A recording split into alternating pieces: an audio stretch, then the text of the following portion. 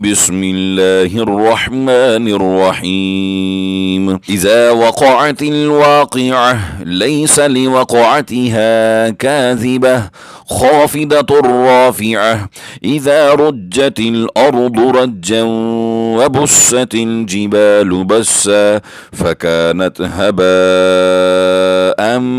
منبثا وكنتم أزواجا ثلاثة فأصحاب الميمنة ما أصحاب الميمنة وأصحاب المشأمة ما أصحاب المشأمة والسابقون السابقون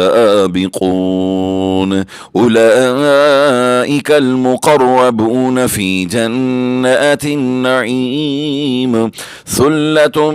من الأولين وقليل من الآخرين على سرر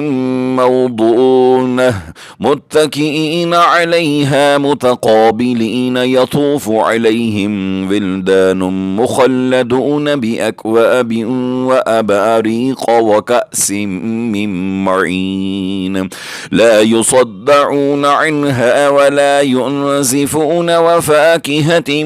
مما يتخيرون ولحم طير مما يشتهون وحور عين كأمثال اللؤلؤ المكنون جزاء بما كانوا يعملون لا يسمعون فيها لغوا ولا تأثيما إلا قيلا سلاما سلاما وأصحاب اليمين ما أصحاب اليمين في سدر مخضود وطلح منضود وظل ممدود وماء مسكوب وفاكهة كثيرة لا مقطوعة ولا ممنوعة وفرش مرفوعة إنا أنشأناهن إن شاء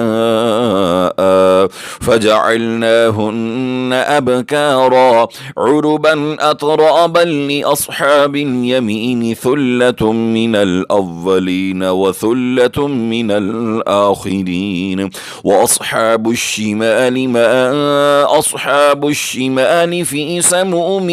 وحميم وظل من يحموم لا بارد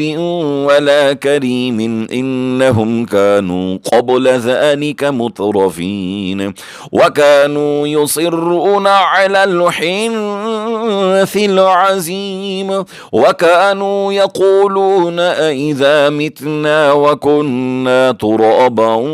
وعظاما أئنا لمبعوثون أو آباؤنا الأولون قل إن الأولين والآخرين لمجموعون إلى ميقات يوم معلوم ثم إنكم أيها الضالون المكذبون لآكلون من شجرة من زقوم فمالئون منها البطون فشاربون عليه من الحميم فشاربون شرب الهيم هذا نزلهم يوم الدين نحن خلقناكم فلولا تصدقون أفرأيتم ما تمنون أأنتم تخلقونه أم نحن الخالقون نحن قدرنا بينكم الموت وما نحن بمسبوقين على أن نبدل أمثالكم وننشئكم فيما لا تعلمون ولقد علمتم النشأة الأولى فلولا تذكرون أفرأيتم ما تحرثون أأنتم تزرعونه أم نحن الزارعون لو نشاء لجعلناه حطاما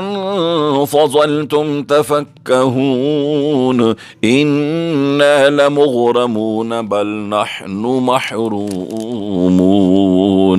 أفرأيتم الماء الذي تشربون أأنتم أنزلتموه من المزن أم نحن المنزلون لو نشاء جعلناه أجاجا فلولا تشكرون أفرأيتم النار التي تورون أأنتم أنشأتم شجرتها أم نحن المنشئون نحن جعلناها تذكرة ومتاعا للمقوين فسبح باسم ربك العظيم فلا أقسم بمواقع النجوم وإنه لقسم لو تعلمون عظيم إنه لقرآن كريم في كتاب مكنون لا يمسه إلا المطهرون تنزيل من رب العالمين أفبهذا الحديث أنتم مدهنون وتجعلون رزقكم أنكم تكذبون فلولا إذا بلغت الحلقوم وأنتم حينئذ تنظرون ونحن أقرب إليه منكم ولكن لا تبصرون فلولا إن كنتم غير مدينين ترجعونها إن كنتم صادقين فأما إن كان من المقربين فروح وريحان وجنة نعيم وأما إن كان من أصحاب اليمين فسلام لك من أصحاب اليمين وأما إن كان من المكذبين الضالين